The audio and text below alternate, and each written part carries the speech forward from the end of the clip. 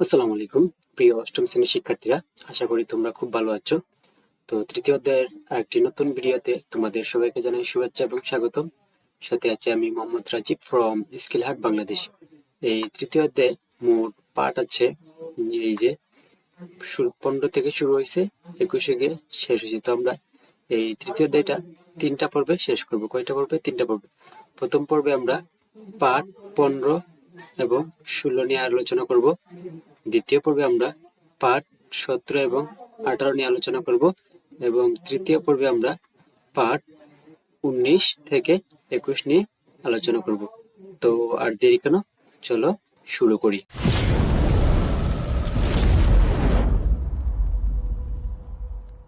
তৃতীয় অধ্যায়, তথ্য ও যোগাযোগ প্রযুক্তির নিরাপদ ও নৈতিক ব্যবহার। আমাদের দৈনন্দিন জীবনে যেমন নিরাপত্তা এবং নিরাপদ থাকার প্রয়োজন আছে এবং নৈতিকতার প্রয়োজন আছে, তেমনি ইন্টারনেট ব্যবহার বা তথ্য যোগাযোগ প্রযুক্তি ব্যবহারের ক্ষেত্রেও কি নিরাপদ ও নৈতিকতা রয়েছে। এই অধ্যায়ে মূলত এগুলো নিয়ে আলোচনা করা হবে। তো এই অধ্যায় শেষে আমরা কি কি শিখতে পারবো এটা একটু দেখে নেই। এই যে অধ্যায় শেষে আমরা যন্ত্রপাতির নিরাপদ ব্যবহারের গুরুত্ব ব্যাখ্যা করতে পারবো, তথ্য যোগাযোগ প্রযুক্তি ব্যবহারে নৈতিকতার গুরুত্ব, এই যে নৈতিকতার গুরুত্ব ব্যাখ্যা করতে পারবো, নৈতিকতার গুরুত্ব। 3 নাম্বার, দুর্নীতি নিরসনে তথ্য যোগাযোগ প্রযুক্তির গুরুত্ব ব্যাখ্যা করতে পারবো। তারপর পাসওয়ার্ড দিয়ে ডকুমেন্ট রক্ষা করার পদ্ধতি প্রয়োগ করতে পারবো। এটা তো খুবই গুরুত্বপূর্ণ। পাসওয়ার্ড বর্তমানে আমরা অনলাইন বা ইন্টারনেট জগতে সবকিছু থেকেই পাসওয়ার্ড থাকে। তারপর ঝুঁকিমুক্ত ভাবে তথ্য যোগাযোগ প্রযুক্তি যন্ত্রপাতি ব্যবহার করতে সক্ষম হব এবং তথ্য অধিকার ব্যাখ্যা করতে পারবো। তো পাঠ 15 থেকে বলছে যে নিরাপত্তা বিষয়ক ধারণা, যে নিরাপত্তা কি এই বিষয়ে এখন আমরা একটু দেখবো, একটু ধারণা লাভ করতে পারবো। তোমরা নিশ্চয়ই এতদিনে জেনে গিয়েছো, তথ্য প্রযুক্তি আমাদের দৈনন্দিন জীবন থেকে শুরু করে একটা রাষ্ট্রের পরিচালনা বা নিরাপত্তা প্রত্যেকটা ক্ষেত্রে খুবই গুরুত্বপূর্ণ ভূমিকা পালন করছে। জীবনের যে কোনো ক্ষেত্রকে আরো সুন্দর, আরো সহজ ও আরো দক্ষভাবে পরিচালনা করতে আমাদের তথ্য প্রযুক্তির সাহায্য নিতে হয়। নেটওয়ার্কের কারণে এখন কেউ আর আলাদা নয়। এক এক অর্থে সবাই সবার সাথে, এই যে সবাই সবার সাথে কি এই নেটওয়ার্কের মাধ্যমে কানেক্ট আছি। যে নেটওয়ার্কের মাধ্যমে চাইলে আমরা যে কোনো সময় কি করতে পারি, ভিডিও কলে, অডিও কলে যোগাযোগ করতে পারি যে কোনো ব্যক্তির সাথে যে কোনো সময়। একদিক দিয়ে এটি অসাধারণ ব্যাপার, অন্যদিক দিয়ে এটি নতুন এক ধরনের ঝুঁকি তৈরি করেছে। তো সবকিছুর একটা নেগেটিভ আছে এটাই। নেটওয়ার্ক দিয়ে যেহেতু সবাই সবার সাথে যুক্ত, তাই কিছু অসাধু মানুষ এই নেটওয়ার্কের ভেতর দিয়ে যেখানে তার যাবার কথা নয় সেখানে যাওয়ার চেষ্টা করে। অর্থাৎ মনে করো তোমার তোমার কম্পিউটারটা কি নেটওয়ার্কের সাথে যুক্ত আছে, তো অন্যজন কিন্তু তোমার কম্পিউটারে ঢুকার কথা না, কিন্তু কি করবে, তাও ঢুকবে, ঢুকে তোমার জরুরি প্রয়োজনীয় ফাইল, সফটওয়্যার এগুলার ক্ষতি করতে পারে। এটাই এখানে বলা হয়েছে যে বাস্তব জীবনের মতনই। বাস্তব জীবনে কি, এই যে মনে করো তুমি তোমার বাসায় কি করতে, বাসায় তুমি থাকো, কিন্তু মাঝে মাঝে কি হতে পারে, বাসাতে অপরিচিত লোক এসে তোমার ঘরের জিনিসপত্র নেওয়ার কথা না, কিন্তু কি করে এগুলা অপরিচিত লোক, মানে যেগুলোকে আমরা যাদেরকে আমরা চোর বলি, কি করে বাসা থেকে অনেক জিনিস নিয়ে যায়। তো এখানেও মূলত এই জিনিসটাই, যে তোমার প্রোফাইলে বা তোমার কম্পিউটারে অনুমতি ছাড়া ঢোকার কথা না, কিন্তু তাও কি ঢুকবে। যে তথ্যগুলো কোনো কারণে গোপন রাখা হয়েছে সেগুলো দেখার চেষ্টা করে। এই যে যারা নেটওয়ার্ক তৈরি করেছে তারা সব সময় চেষ্টা করেন কেউ যেন সেটি করতে না পারে। প্রত্যেকটি কম্পিউটারে বা নেটওয়ার্কের নিজস্ব নিরাপত্তা ব্যবস্থা থাকে, তারা কিছু নিরাপত্তা ব্যবস্থা দিয়েই দেয়, এই যে পাসওয়ার্ড, লক, এগুলা কেউ যেন সেই নিরাপত্তা দেয়াল ভেঙে ঢুকতে না পারে তার চেষ্টা করা হয়। নিরাপত্তার এ অদৃশ্য দেয়ালকে ফায়ারওয়েল বলে। ফায়ারওয়েল কি নিরাপত্তার জন্য, মনে করো এই যে এখানে হচ্ছে একটা ওয়াল, প্রথমে তুমি মনে করো এই যে এখানে এখানে হচ্ছে মনে করো তোমার বন্ধু, তুমি এখান থেকে কি করলো, গুলি করলা, গুলি লাগলো, কিন্তু এখানে যদি একটা দেয়াল থাকতো, মনে করো তোমার বন্ধুটা এখানে কি আছে, এখানে আছে, ওকে, এখন তুমি গুলি করছো, ওই যে ওর কাছে যাবে না, ওই দেয়ালে কি করবে, আটকাবে। যে আবার গুলি করছে, একটা গুলি ওর কাছে যাবে না, কারণ এখানে কি আছে, একটা দেয়াল আছে। তো ইন্টারনেটের ক্ষেত্রেও কি এই যে ফায়ারওয়ালটা মূলত এইভাবে কাজ করে, ওকে, ফায়ার ওয়াল বলা হয়। তারপর প্রায় সব সময় অসাধু মানুষেরা অন্যের এলাকায় প্রবেশ করে তার তথ্য দেখে সরিয়ে নেয় কিংবা অনেক সময় নষ্ট করে দেয়, এই পদ্ধতিকে বলে হ্যাকিং। অর্থাৎ অনুমতি ছাড়া যদি কারো কম্পিউটারে প্রবেশ করে তার তথ্য চুরি করি এবং নষ্ট করে দেয় বা ফাইল নষ্ট করে দেয়, তাকে আমরা কি বলবো? হ্যাকিং বলবো। যারা হ্যাকিং করে তাদের বলা হয় হ্যাকার। তো যারা হ্যাকিং করে তাদেরকে কি বলা হয়? এই যে হ্যাকার বলা হয়। এই হ্যাকার একবার দুই প্রকার, একটা হচ্ছে যে হোয়াইট হোয়াইট হ্যাট হ্যাকার, আরেকটা হচ্ছে যে এই যে ব্ল্যাক ব্ল্যাক হ্যাট হ্যাকার। তো হোয়াইট হ্যাট হ্যাকার কি করে? তোমার কম্পিউটার বা ওয়েবসাইটে ঢুকে ও প্রবেশ করে তোমার কোনো কিছু ক্ষতি করবে না, শুধু তোমার নিরাপত্তা দেখবে তোমার সবকিছু ঠিক আছে কিনা। আর ব্ল্যাক হ্যাট হ্যাকার কি করবে? তোমার ওয়েবসাইটের ক্ষতি করবে।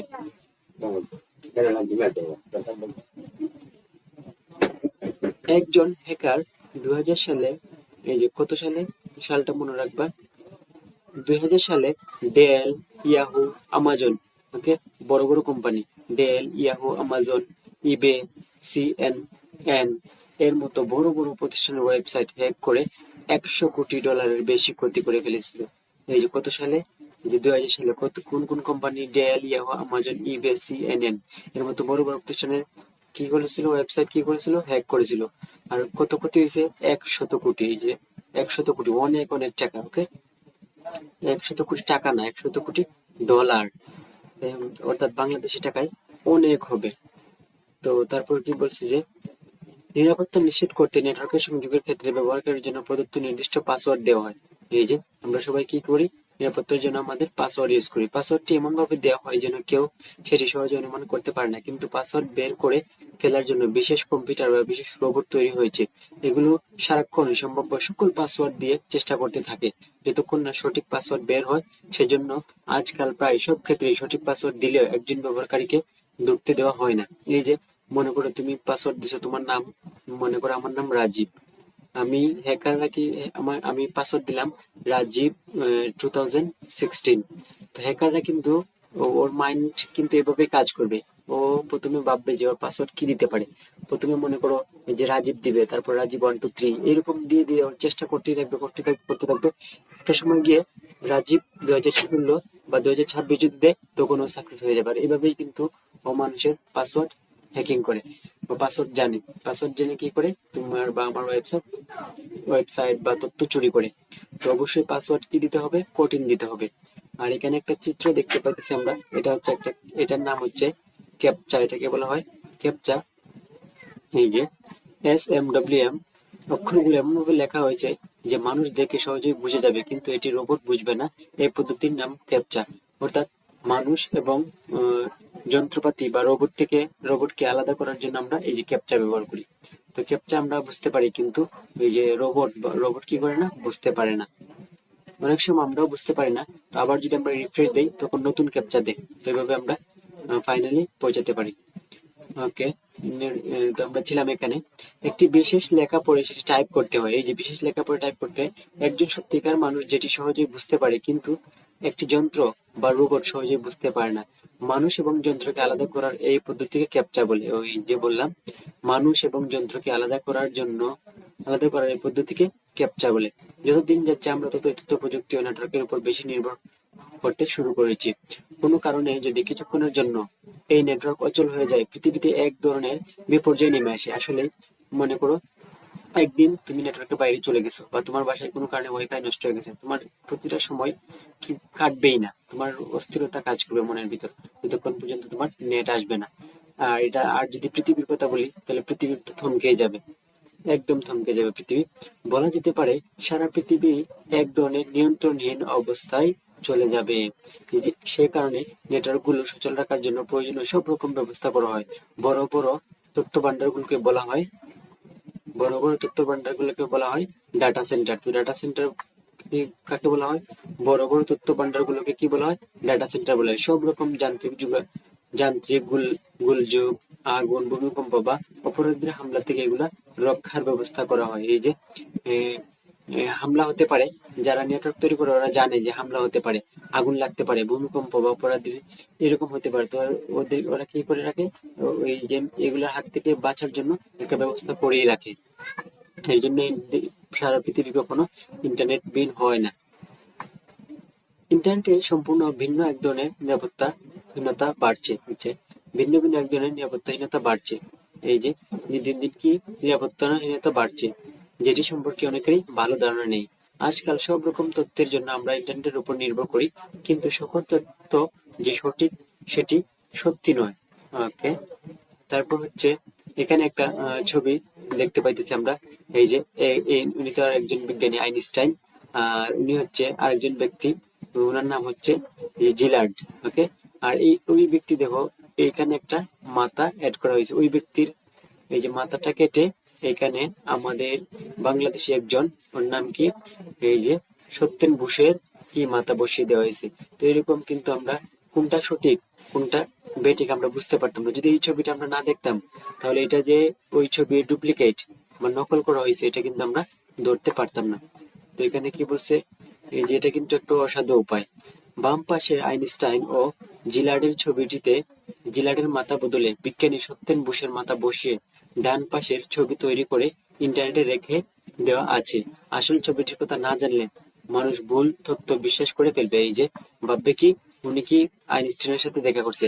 যদি আমরা বলতাম এই ছবিটা দিয়ে যদি বলতাম যে আমাদের এই যে সত্যেন ভূষণ কি করছে আইনস্টাইনের সাথে দেখা করছে, তাহলে কিন্তু আমরা বিশ্বাস করতে বাধ্য হতাম। কিন্তু এই যে রিয়েল ছবিটা থাকায় এখন আমরা এই ছবিটা কি বিশ্বাস করব না। ওকে, এটা কি একটা ফেক, এটা কি ফেক। তো ইন্টারনেটে তথ্য দেখলে আমরা এগুলো চোখ বা অন্ধের মতো প্রচার প্রচারণা করব না। আমাকে সত্য এবং মিথ্যা যাচাই করে তথ্য শেয়ার করতে হবে। ওকে, তারপর কি বলছে, অনেকে অনিচ্ছাকৃত ভাবে বা অনেকে ইচ্ছা করে ভুল বা মিথ্যা তথ্য দিয়ে সাধারণ মানুষকে বিভ্রান্ত করে। এই যে অনেকে এটা করে কি পায়, মজা পায়। রাজনৈতিক উদ্দেশ্য মিথ্যা তথ্য প্রচার করার অসংখ্য উদাহরণ রয়েছে, যে আমাদের দেশে তো এই যে রাজনৈতিক উদ্দেশ্য রাজনৈতিক উদ্দেশ্য হাসিল করার জন্য কত ধরনের এই যে ব্যঙ্গচিত্র বা ভুল চিত্র বা ছবি কি করা হয়, প্রচার প্রচারণা করা হয়। কাজে ইন্টারনেটে ইন্টারনেট থেকে তথ্য নেওয়ার বেলায় সব সময় নিজের জ্ঞান বুদ্ধি ব্যবহার করে যাচাই বাছাই, এই যে নিজের তোমার জ্ঞান আছে বুদ্ধি আছে এগুলো যাচাই বাছাই করে কি ইন্টারনেট থেকে তথ্য নিবা। একটা ছবি ফাইলা হুট করে এটা কি করলা, শেয়ার করলা বেশি বেশি করে, তো এগুলা করা যাবে না। তুমি যাচাই বাছাই করবা, দেন শেয়ার করবা। তারপর এখানে একটা দলগত কাজ আছে, এটা আমরা দেখবো, এবং নতুন এই যে ফায়ারওয়াল, হ্যাকিং, হ্যাকার, ক্যাপচা এগুলো ব্যাখ্যা করব। তো এখন আমরা দেখি এই যে পার্ট 15 এর কাজ, দলগত কাজ। হঠাৎ একদিন সারা পৃথিবীর নেটওয়ার্ক অচল হয়ে গেলে পৃথিবীতে কি ধরনের বিপর্যয় নেমে আসবে কল্পনা করে তা বর্ণনা করো। এই যে এটা কিন্তু পার্টে ছিল, তো আমরা দেখি কি বলছে। নেটওয়ার্ক অচল হয়ে গেলে পৃথিবীতে যে ধরনের বিপর্যয় ঘটতে পারে। এই যে প্রথমটা কি, পৃথিবীর নেটওয়ার্ক অচল হলে নেটওয়ার্ক নির্ভর স্যাটেলাইট বা কৃত্রিম উপগ্রহ, সার্ভার, কম্পিউটার ইত্যাদি পুরোপুরি অচল হয়ে যাবে। এই যে স্যাটেলাইটের বাংলা হচ্ছে এই যে কৃত্রিম উপগ্রহ। সার্ভার মানে কি বলছিলাম, ওই যে বড় বড় তথ্য ভান্ডার ইত্যাদিতে পুরো অচল হয়ে যাবে, ফলে এক দেশ থেকে অন্য দেশে যোগাযোগ বিচ্ছিন্ন হয়ে যাবে। এই যে এক নাম্বার গেল। 2 নম্বর, সকল ওয়েবসাইট, নেটওয়ার্ক সরবরাহকারী প্রতিষ্ঠান, অনলাইন নির্ভর প্রতিষ্ঠানের কার্যক্রম বন্ধ হয়ে যাবে। 3 নম্বর, নেটওয়ার্ক নির্ভর যানবাহন যেমন বিমান, রকেট, জাহাজ, অত্যাধুনিক ট্রেন ইত্যাদি চলাচল বন্ধ হয়ে যাবে। সারা বিশ্বের TV channel, mobile network, internet সহ সকল ছোট বড় নেটওয়ার্ক এর কার্যক্রম বন্ধ হয়ে যাবে। জাস্ট একটু চিন্তা করো, নেটওয়ার্ক নাই পৃথিবীতে, মানে কি একটা অবস্থা হবে বুঝতে পারতেছো। তো কোনো সময় যদি এরকম হয়, আমরা যদি ফেস করি, তাহলে বুঝতে পারবো আসলে নেটওয়ার্ক ছাড়া চলায় কি প্রায় ইম্পসিবল। ওকে, তো পরবর্তীতে 5 নম্বর কি বলছে, 5 নম্বর বলছে যে এক দেশ থেকে আরেক দেশ কিংবা একই দেশের মানুষের মধ্যে পারস্পরিক যোগাযোগ করার মাধ্যম বিচ্ছিন্ন হয়ে যাবে, ফলে মানুষের দৈনন্দিন কার্যক্রমের মারাত্মক ক্ষতির সম্মুখীন হবে। এই যে এখন মনে করো তোমার স্কুল কলেজ থেকে তুমি অনেক তথ্য কি মোবাইলের মাধ্যমে বা গ্রুপের মাধ্যমে, হোয়াটসঅ্যাপ গ্রুপের মাধ্যমে পেয়ে থাকো, কিন্তু যদি নেট না থাকে তাহলে এগুলো পাওয়া সম্ভব নয়। ওকে, এই কথাই বলা হয়েছে। তারপর নতুন শব্দগুলো আমরা ব্যাখ্যা করব।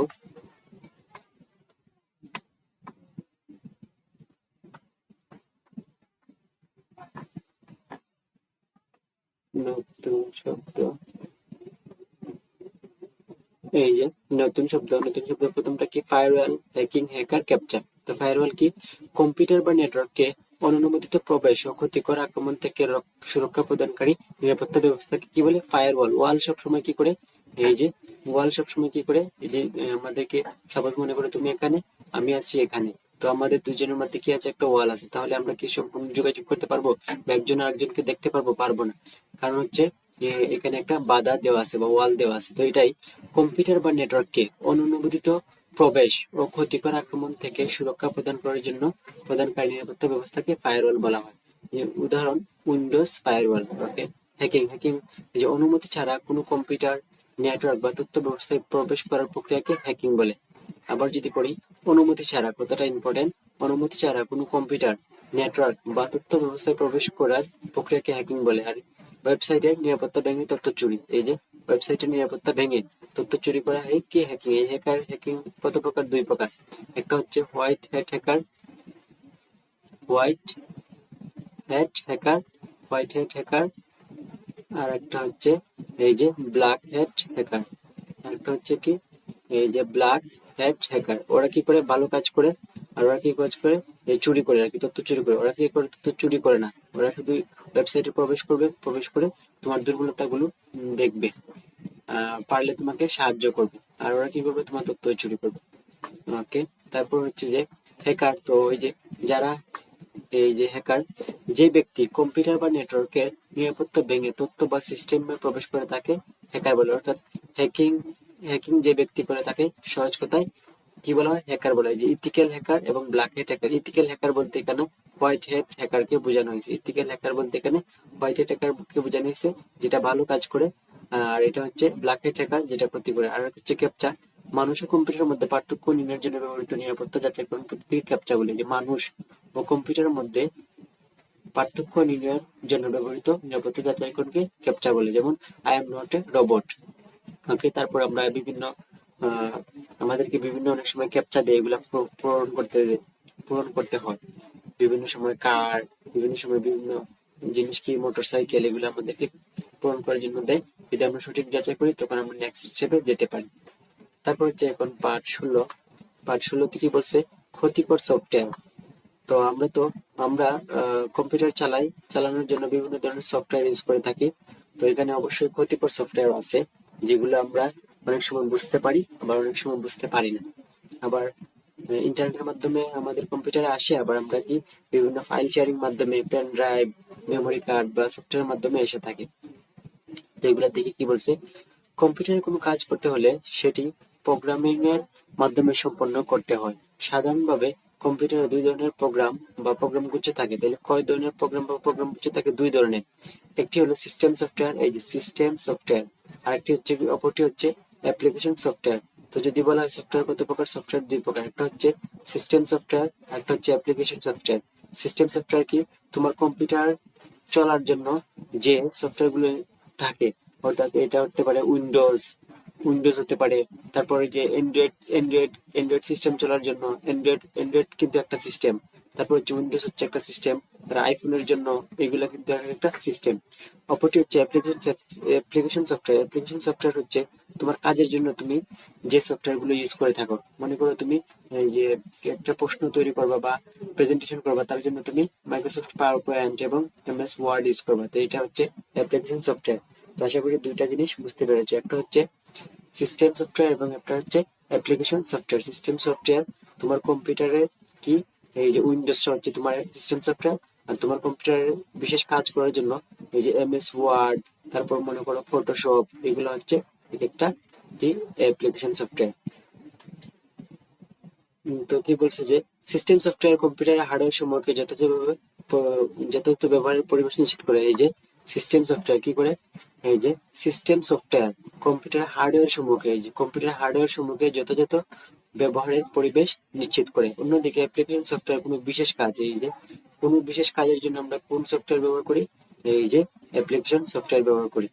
এই সকল সফটওয়্যারের সঙ্গে আমাদের পরিচয় বেশি। যেমন অফিস ব্যবস্থাপনার জন্য সফটওয়্যার, মাইক্রোসফট অফিস বা ওপেন অফিস বা লিব্রা অফিস। ডেটাবেস সফটওয়্যার, এই যে তো মাইক্রোসফট অফিস ব্যবস্থাপনা সফটওয়্যার কোনটা? এই যে মাইক্রোসফট অফিস। তারপর ডাটাবেস সফটওয়্যার কি? ওরাকল অথবা মাইএসকিউএল। ওরাকল এবং মাইএসকিউএল কি? একটা ডাটাবেস সফটওয়্যার। ওয়েবসাইট দেখার জন্য যে মজিলা ফায়ারফক্স এবং গুগল ক্রোম। তো ওয়েবসাইট দেখার জন্য আমরা কি কি ইউজ করি? মজিলা ফায়ারফক্স এবং গুগল ক্রোম ইউজ করি।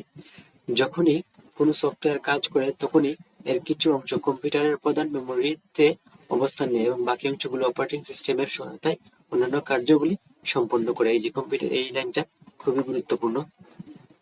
এই যে বলছে কি, যে যখনই কোনো সফটওয়্যার কাজ করে তখনই এর কিছু অংশ কম্পিউটারের প্রধান মেমোরি, এই যে মেমোরি তো দুই প্রকার, একটা হচ্ছে প্রাইমারি মেমোরি আর একটা হচ্ছে সেকেন্ডারি মেমোরি। তো এই যে প্রাইমারি মেমোরিতে অবস্থান নেয় এবং বাকি অংশগুলো অপারেটিং সিস্টেমের সহায়তায় অন্যান্য কার্যাবলী সম্পন্ন করে থাকে। যে অপারেটিং সিস্টেম দরকার আছে আমাদের অবশ্যই। তারপর হচ্ছে আবার এমন প্রোগ্রামিং কোড লেখা সম্ভব যা এই সকল সফটওয়্যারের কাজে ভিন্ন ঘটাতে পারে। বিভিন্ন হার্ডওয়্যারের সফটওয়্যার ইন্টারফেস বিনষ্ট করতে পারে, এমনকি সম্পূর্ণ কম্পিউটার কার্যক্ষমতাকে নষ্ট করে ফেলতে পারে। যেহেতু এই ধরনের প্রোগ্রামিং কোড বা প্রোগ্রাম সমূহ কম্পিউটারের জন্য ক্ষতিকর, তাই এই ধরনের সফটওয়্যারকে বলা যেতে পারে ক্ষতিকারক সফটওয়্যার বা মেলিসিয়াস। ক্ষতিকারক সফটওয়্যারের আরেকটা নাম কি বলা যেতে পারে? মেলিসিয়াস বলা যেতে পারে। অর্থাৎ এই যে সব সফটওয়্যার, যেমন আমরা তো বেশিরভাগ কি করি, বিভিন্ন কাজের জন্য বিভিন্ন সফটওয়্যার ইনস্টল করতে পারি, ঠিক একইভাবে এই যে ক্ষতিকর সফটওয়্যার আছে যেগুলো আমরা ইনস্টল করলে আমাদের কম্পিউটার কি হয়ে যেতে পারে, এই যে স্লো হয়ে যেতে পারে, নষ্ট হয়ে যেতে পারে। আর এই ম্যালিসিয়াস সফটওয়্যারকে সম্পর্কে ম্যালওয়্যার বলে। এই যে ম্যালিসিয়াস সফটওয়্যারকে সংক্ষেপে কি বলা হয়? এই যে মালওয়্যার বলা হয়। তো মালওয়্যার কি? একটা ক্ষতিকর প্রোগ্রাম। ওকে, মালওয়্যার কি?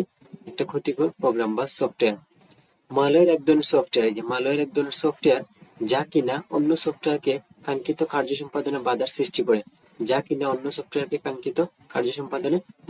করে। মনে করো আমি কি করব, একটা প্রশ্ন তৈরি করব এমএস ওয়ার্ডে গিয়ে, কিন্তু আমাকে এমএস ওয়ার্ড সঠিকভাবে ইউজ করতে দিবে না বা সুন্দরভাবে ইউজ করতে দিবে না, যদি এই সফটওয়্যারটা কি থাকে, মালওয়্যার থাকে। আর এই বাধা অপারেটিং সিস্টেম সফটওয়্যার বা অ্যাপ্লিকেশন সফটওয়্যার উভয় জন্যই হতে পারে। এই যে সিস্টেম সফটওয়্যার, যে দুই প্রকার, সিস্টেম সফটওয়্যার এবং অ্যাপ্লিকেশন সফটওয়্যার, এটা দুই জন্যই কি ক্ষতিকর। শুধু যে বাধার সৃষ্টি করে তা নয়, কোনো মালওয়্যার ব্যবহারকারী কম্পিউটার রক্ষিত তথ্য চুরি করে। এই যে কোনো সময় ব্যবহারকারী অজান্তে তার কম্পিউটার সিস্টেমের প্রবেশাধিকার লাভ করে। মালওয়্যার প্রোগ্রামিং কোড, স্ক্রিপ্ট, সক্রিয় তথ্যাধার কিংবা অন্যান্য সফটওয়্যারের মতো প্রকাশিত হতে পারে। অন্যভাবে বলা যায়, কম্পিউটারে অনুপ্রবেশকারী বিভিন্ন ধরনের ক্ষতিকর সফটওয়্যার সাধারণত নামে হলো মালওয়্যার। তো মালওয়্যারটা কি, আবার যদি বলি অন্যভাবে বলা যায়, কম্পিউটারে অনুপ্রবেশকারী বিভিন্ন ধরনের ক্ষতিকর সফটওয়্যারের সাধারণ নামই হলো মালওয়্যার। তো কম্পিউটারে যে ক্ষতিকর সফটওয়্যার গুলো প্রবেশ করে এগুলোর নামই কি, মালওয়্যার। কম্পিউটারের তারপর কি বলছে যে computer virus, worm, Trojan horse. তো এই তিনটা হচ্ছে খুবই আমাদের কাছে খুবই পরিচিত এগুলা এগুলা তারপর হচ্ছে রুট রুট কিটস, কিলোগার্ড, ডায়ালার্ট, স্পাইলার, অ্যাডওয়্যার প্রভৃতি মালওয়্যারের অন্তর্ভুক্ত। তো এই মালওয়্যারের নামগুলো মনে রাখবা, কিন্তু এই তিনটা খুবই আমাদের সাথে আমরা কি বেশি পরিচিত এগুলোর সাথে, যে ভাইরাস, তারপর ওয়ার্ম, তারপর ট্রোজান হর্স। আর এগুলো মনে রাখবা এমসিকিউর জন্য, কি রুট কিটস, তারপর কিলোগার্ড, ডায়ালার্ট, স্পাইওয়্যার, অ্যাডওয়্যার প্রভৃতি মালওয়্যারের অন্তর্ভুক্ত। অভিজ্ঞতা থেকে দেখা গেছে যে ক্ষতিকর সফটওয়্যারের মধ্যে ট্রোজান হর্স বা ওয়ার্মের সংখ্যা ভাইরাসের চেয়ে বেশি। এই যে ট্রোজান হর্স বা ওয়ার্মের সংখ্যা ভাইরাসের চেয়ে বেশি। এই যে ভাইরাসের থেকে ট্রোজান হর্স বা ওয়ার্মের সংখ্যা কি বেশি।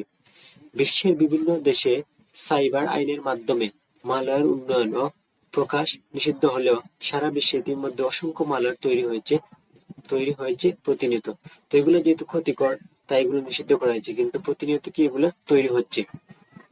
বিভিন্ন ধরনের অ্যান্টিভাইরাস, এই যে ভাইরাসকে প্রতিরোধ করার জন্য আমরা কি অ্যান্টিভাইরাস ইউজ করি। অ্যান্টি মালওয়্যার কিংবা ফায়ারওয়ালের মাধ্যমে ব্যবহারকারীগণ ম্যালওয়্যারের হাত থেকে পরিত্রাণের চেষ্টা করে থাকে। শুরুর দিকে বেশিরভাগ মালওয়্যারই পরীক্ষামূলকভাবে বা শখের বশে তৈরি করা হয়। বিশ্বের প্রথম ইন্টারনেট মরিস ওয়ার্মও নেহায়েত শখের বশে তৈরি করা হয়েছিল। তো বিশ্বের প্রথম ইন্টারনেট ওয়ার্ম মরিস কি, এটাও কৃষকের বসে তৈরি করা হয়েছিল। তবে অনেক অসৎ প্রোগ্রামার অসৎ উদ্দেশ্যে মালওয়্যার তৈরি করে থাকে। তো এই যে মালওয়্যার গুলাকে, যেহেতু ক্ষতিকর সফটওয়্যার, তো এগুলা কারা তৈরি করে? অবশ্যই যারা অসাধু বা অসৎ ব্যক্তি এগুলো তৈরি করে। কিসের জন্য তৈরি করে? মনে করো কারো কম্পিউটার বা কারো ওয়েবসাইট থেকে বিভিন্ন তথ্য নিয়ে কি করবে, ওকে ব্ল্যাকমেইল করবে, যে তোমার ওয়েবসাইট হ্যাক হয়ে গেছে, আমাকে 1 কোটি টাকা দাও, বা এরকম ব্ল্যাকমেল করে কি করবে, এই উক্ত ব্যক্তির কাছ থেকে তথ্য তথ্যের মাধ্যমে কি করবে, এই যে টাকা আদায় করে থাকবে আর কি। তো এগুলো করা উচিত না। ওকে, তারপর কি, মালওয়্যার কেমন করে কাজ করে।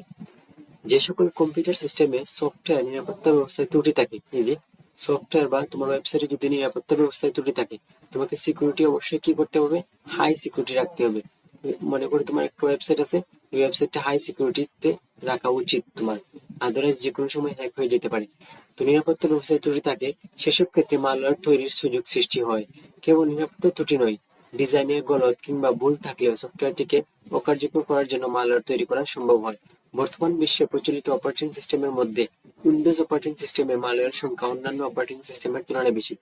এটা উইন্ডোজ অপারেটিং সিস্টেমে মালওয়্যার সংখ্যা বেশি হওয়ার আরেকটি কারণ হচ্ছে, আমরা সবাই কি ইউজ করি, বেশিরভাগ উইন্ডোজ ইউজ করি।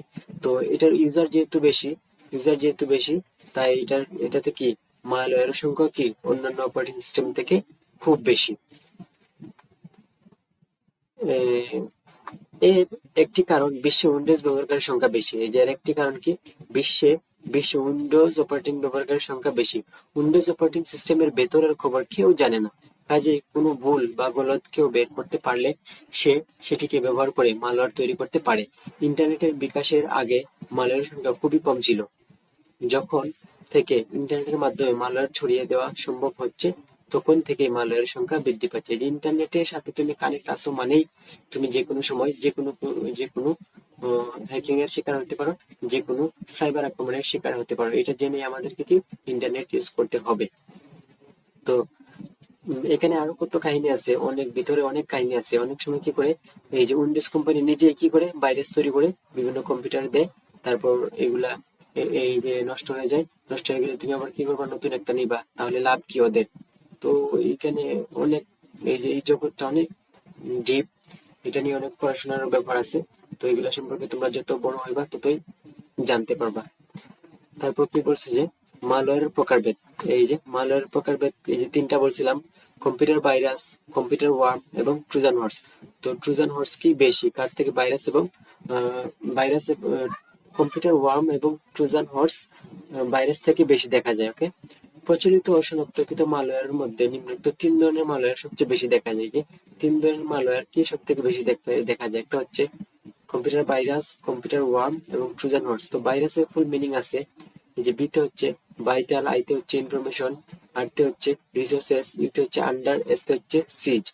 ভাইরাল ইনফরমেশন, সরি ভাইটাল, এই যে VITAL ভাইটাল, ভাইটাল আইতে হচ্ছে ইনফরমেশন, আরতে হচ্ছে রিসোর্সেস, ইউতে হচ্ছে আন্ডার, এসতে হচ্ছে সিজ। ভাইরাসের পূর্ণরূপ হচ্ছে ভাইটাল ইনফরমেশন, রিসোর্সেস, আন্ডার সিজ। তারপর হচ্ছে ওয়ার্ম, তারপর হচ্ছে ট্রোজান হর্স। কম্পিউটার ভাইরাস ও ওয়ার্মের মধ্যে আচরণগত পার্থক্যের চেয়ে সংক্রমণের পার্থক্যকে বেশি গুরুত্ব দেওয়া হয়। তো ভাইরাস এবং ওয়ার্মের মধ্যে আচরণগত পার্থক্যের থেকে সংক্রমণের পার্থক্যকে বেশি গুরুত্ব দেওয়া হয়।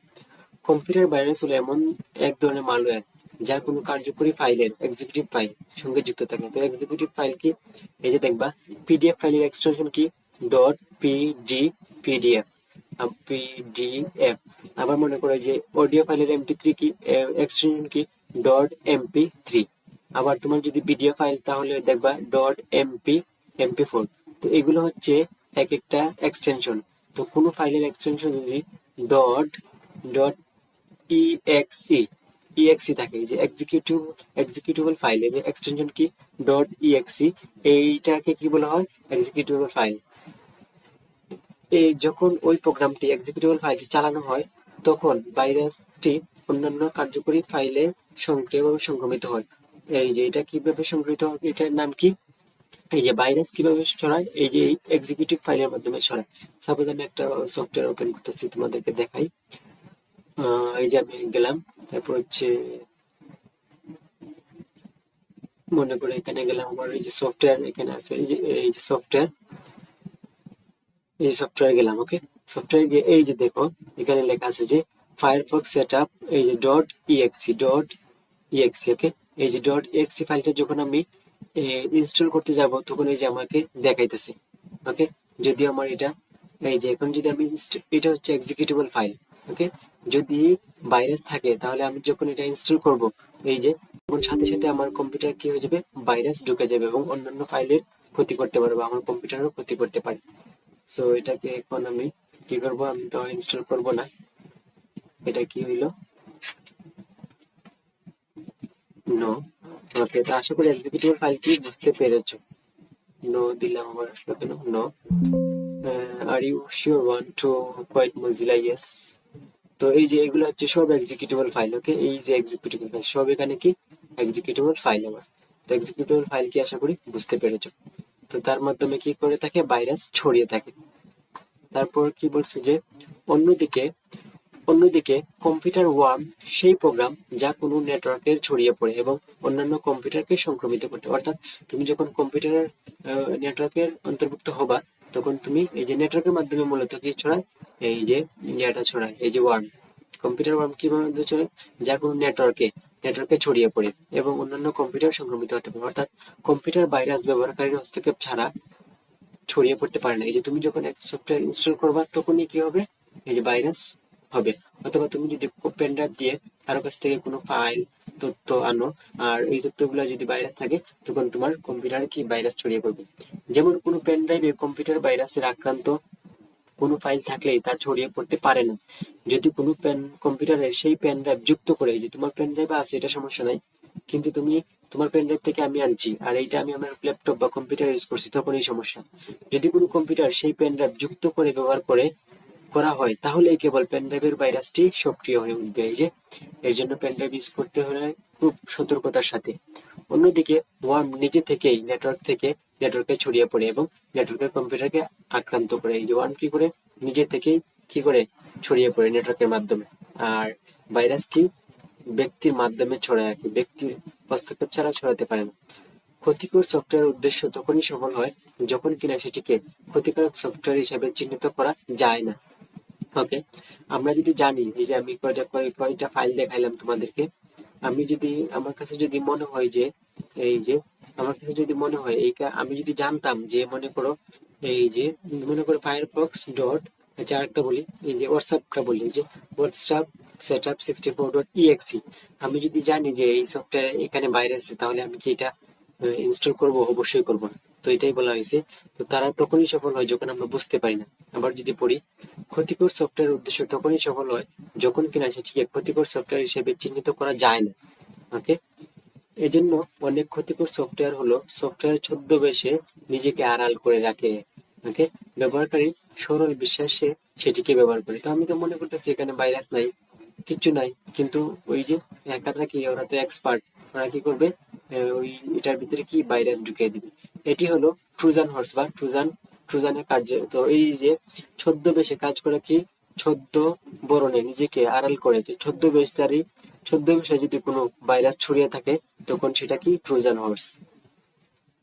ওকে, যখনই ছদ্মবেশী সফটওয়্যার চালু হয় তখনই ট্রোজানটি কার্যকর হয়ে ব্যবহারকারী ফাইল ধ্বংস করে বা নতুন নতুন ট্রোজান আমদানি করে। অর্থাৎ একটা ভাইরাস বা এই যে একটা ভাইরাস কি অনেকগুলো ভাইরাসের জন্ম দিয়ে থাকে। তো একটা ট্রোজান যদি কার্যকর হয়ে যায় তাহলে অনেকগুলো ট্রোজানের আমদানি ঘটবে, এটাই বলা হয়েছে এখানে। সো এখন আশা করি এই ট্রোজানটা বুঝতে পেরেছো। এটা কি, তুমি মনে করবে এই সফটওয়্যারটা ভালো ইনস্টল দিছো, কিন্তু দেখবা এখানে কি অনেক ভাইরাস যদি আসে, malware যদি আসে, তখন বুঝবা এটা কি ট্রোজান। তো এখন আমরা এই দলগত কাজ দেখব এবং নতুন শব্দগুলো নিয়ে আলোচনা করব। ওকে, তো এই যে পাঠ 16 এর দলগত কাজ।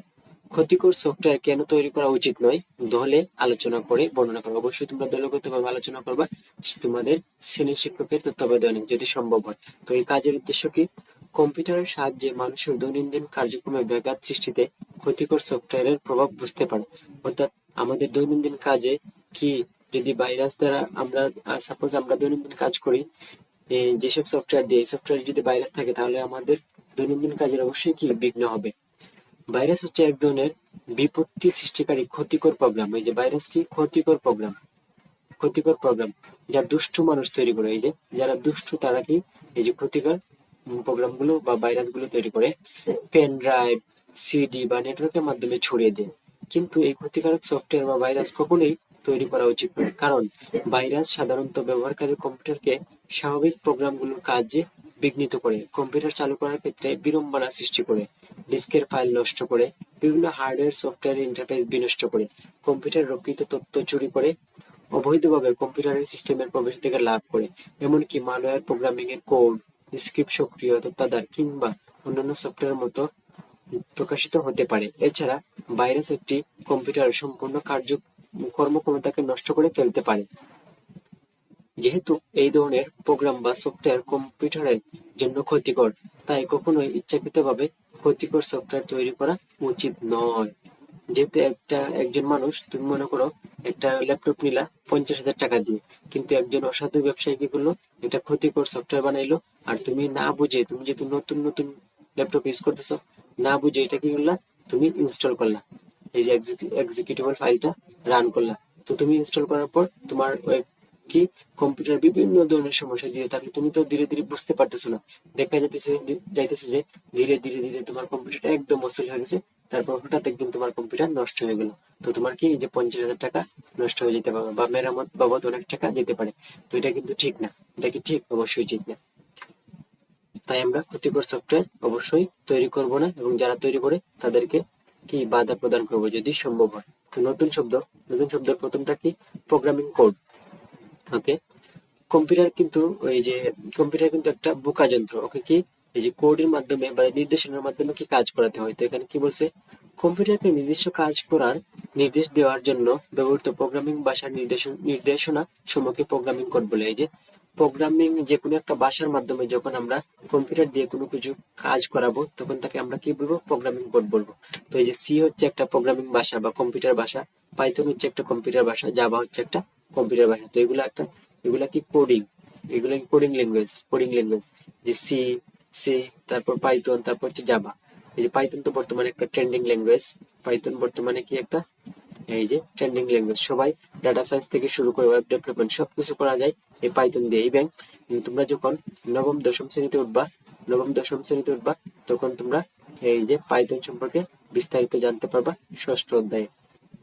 তো তোমাদের সাথে নবম দশম শ্রেণীতেও আমার দেখা হবে, কারণ আমি পাইথন নিয়ে তোমাদের বিস্তারিত আলোচনা করব।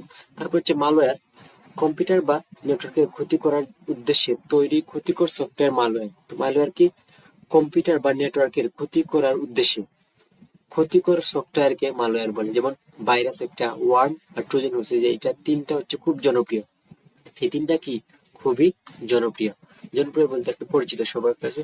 তারপর ওয়ার্ম মধ্যে হচ্ছে একটা, যে মালওয়্যার নিজেই নিজেই নিজেই এক কম্পিউটার থেকে অন্য কম্পিউটার ছড়িয়ে পড়তে পারে তাকে ওয়ার্ম বলে। এই যে খুব সুন্দর একটা সংজ্ঞা, যে মালওয়্যার নিজেই এক কম্পিউটার থেকে অন্য কম্পিউটারে ছড়িয়ে পড়তে পারে তাকে ওয়ার্ম বলে। তো এটা কি নিজে নেটওয়ার্কের মাধ্যমে ছড়িয়ে পড়বে। যেমন মরিস ওয়ার্ম, এই যে পৃথিবীর প্রথম মালওয়্যার, এটি মরিস ওয়ার্ম। তারপর হচ্ছে ট্রোজান হর্স, এটা কি বলছি, যে বৈধ সফটওয়্যারের ছদ্মবেশে কম্পিউটারে প্রবেশ করে ক্ষতি করে এমন মালওয়্যারকে ট্রোজান হর্স বলে। খুব সুন্দর সংজ্ঞা। এগুলা তোমরা কোথায় পাবা না, বইয়ে পাবা না, গাইডেও পাবা না। বৈধ সফটওয়্যারের ছদ্মবেশে কম্পিউটারে প্রবেশ করে ক্ষতি করে এমন মালওয়্যারকে ট্রোজান হর্স বলে। যেমন ফেক অ্যান্টিভাইরাস সফটওয়্যার। তো আমরা অবশ্যই এক্সট্রা কোনো অ্যান্টিভাইরাস ইউজ করবো না, এগুলো কি কম্পিউটারের জন্য ক্ষতিকর। যেগুলা বিল্ট ইন করে থাকে এই যে উইন্ডোজের সাথে, এগুলোই এনাফ। তো তারপর 5 নম্বর কি, এই যে বুটকিটস কম্পিউটারের বুট প্রক্রিয়াকে আক্রান্ত করে সিস্টেম নিয়ন্ত্রণ নেওয়া মালওয়্যারকে বুটকিটস বলে। তো বুটিং সিস্টেমটা তোমরা এখন বুঝবা না, এটা হচ্ছে এই যে অপারেটিং সিস্টেমের সাথে জড়িত, অর্থাৎ উইন্ডোজ এগুলোর সাথে জড়িত। যেমন মি বুটকিট। ওকে, তো এটা খুব মারাত্মক, তোমার পুরো সিস্টেমটা কি নিয়ন্ত্রণে নিয়ে যাবে। তারপর হচ্ছে কি লগার, এই যে কি লগার কিবোর্ডে চাপা প্রত্যেকটি কি গোপনে সংরক্ষণকারী সফটওয়্যার বা ডিভাইসকে কি লগার বলে। এই যে কি লগার, কিবোর্ডের কি, মনে করো এই যে কিবোর্ড, কি বি ও আর ডি, কিবোর্ড। এই যে কিবোর্ডের কি, আর এখানে আছে লগার, অর্থাৎ সে কি করবে, কিবোর্ডের চাপা প্রতিটি কি গোপনে সংরক্ষণকারী সফটওয়্যার বা ডিভাইসকে কি লগার বলা হয়। তারপর হচ্ছে ডায়ালার কি,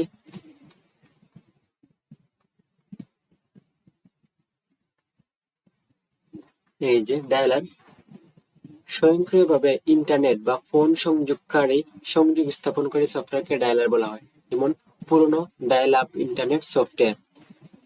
তারপর হচ্ছে কি, তারপর হচ্ছে এই যে স্পাইওয়্যার কি, ব্যবহারকারীর অজান্তে তথ্য সংগ্রহ পর্যবেক্ষণকারী মালওয়্যারকে স্পাইওয়্যার বলে। এই যে ব্যবহারকারীর অজান্তে তথ্য সংগ্রহ পর্যবেক্ষণকারী মালওয়্যারকে স্পাইওয়্যার বলে।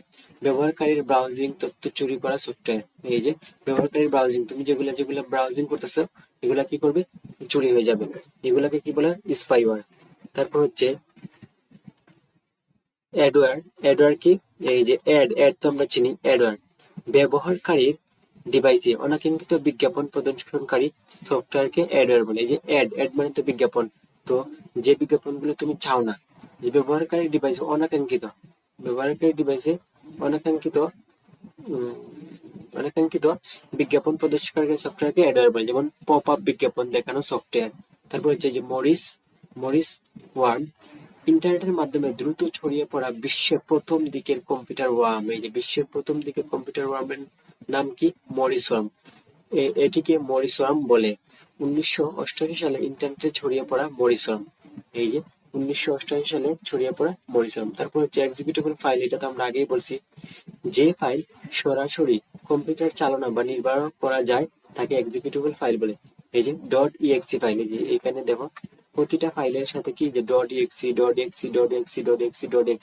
এগুলো সব কি এক একটা এক্সিকিউটেবল ফাইল। এক্সিকিউটেবলের সংক্ষেপ এই যে exe, এক্সিকিউটেবলের তিনটা শব্দ নিয়ে exe, ওকে, .exe গঠিত। তো এই তো ছিল, সো দ্যাটস ইট। তো এই তো ছিল পার্ট 15 এবং 16 নিয়ে আজকে আলোচনা। তো দ্বিতীয় পর্বে আমরা আলোচনা করব পার্ট 17 এবং 18 নিয়ে। তো আর ততক্ষণ পর্যন্ত ভালো থাকো, সুস্থ থাকো। আর যদি ভিডিওটি ভালো লেগে থাকে তাহলে একটা লাইক কমেন্ট করে স্কিল হাট বাংলাদেশ চ্যানেলটা সাবস্ক্রাইব করবে। So thank you so much for watching this video. ভালো থেকো, সুস্থ থাকো এবং স্কিল হাট বাংলাদেশের সাথেই থাকো। আসসালামু আলাইকুম।